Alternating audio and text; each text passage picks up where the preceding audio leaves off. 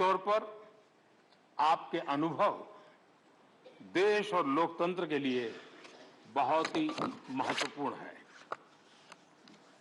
आदरणीय सभापति जी, आप राजनीति में रहकर भी दलगत सीमाओं से ऊपर उठकर सबको साथ जोड़कर काम करते रहे हैं।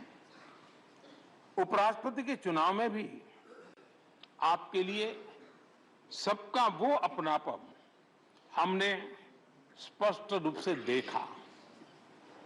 मतदान के 75% वोट प्राप्त करके जीत हासिल करना अपने आप में अहम रहा है। आदरणीय सभापति जी, हमारे यहां कहा जाता है नयति इति नायकः, अर्थात जो हमें आगे ले जाए वही नायक है। आगे लेकर जाना ही नेतृत्व की वास्तविक परिभाषा है। राज्यसभा के संदर्भ में ये बात और महत्वपूर्ण हो जाती है क्योंकि इस सदन पर लोकतांत्रिक निर्णयों को और भी रिफाइंड तरीके से आगे बढ़ाने की जिम्मेदारी है।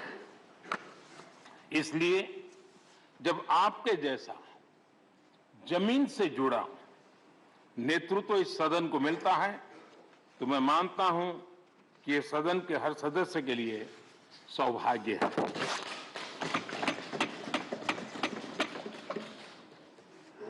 आदरणीय सभापति जी, राज्यसभा देश की महान लोकतांत्रिक विरासत की एक संवाहक भी रही है और उसकी शक्ति भी रही है। हमारे कई प्रधानमंत्री ऐसे हुए जिन्होंने कभी न कभी राज्यसभा सदस्य के रूप में कार्य किया।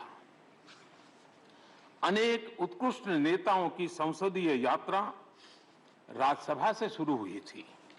इसलिए इस सदन की गरिमा को बनाए रखने और आगे बढ़ाने के लिए एक मजबूत जिम्मेदारी हम सभी के ऊपर है।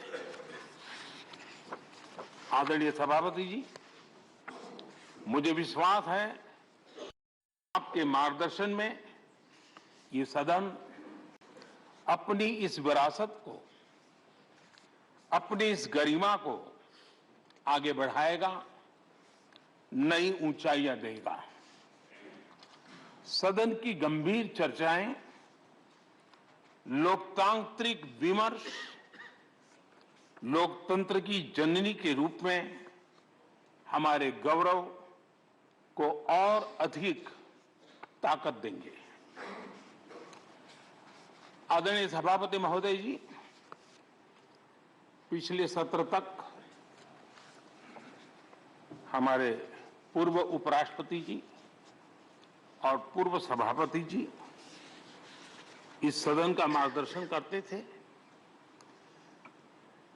और उनकी शब्द रचनाएं, उनकी तुकबंदी सदन को हमेशा प्रसन्न उठा के लेने के लिए बड़ा अवसर मिलता था।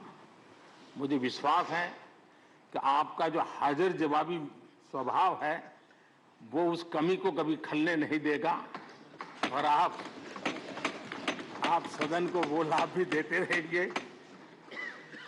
इसी के साथ मैं पूरे सदन की तरफ से, देश की तरफ से, मेरी तरफ से आपको बहुत बहुत शुभकामनाएं देता हूं। धन्यवाद।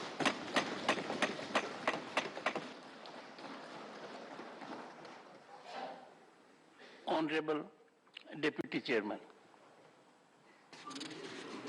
आदरणीय सभापति जी, उच्च सदन राज्यसभा के आज उच्च आसन ग्रहण करने पर आपको बहुत बहुत बधाई। शीतकालीन सत्र के पहले दिन बहुत गर्मजोशी व आत्मीयता से आपका अभिनंदन। सदन के इतिहास में इस आसन पर बैठने वालों का गौरवपूर्ण इतिहास है।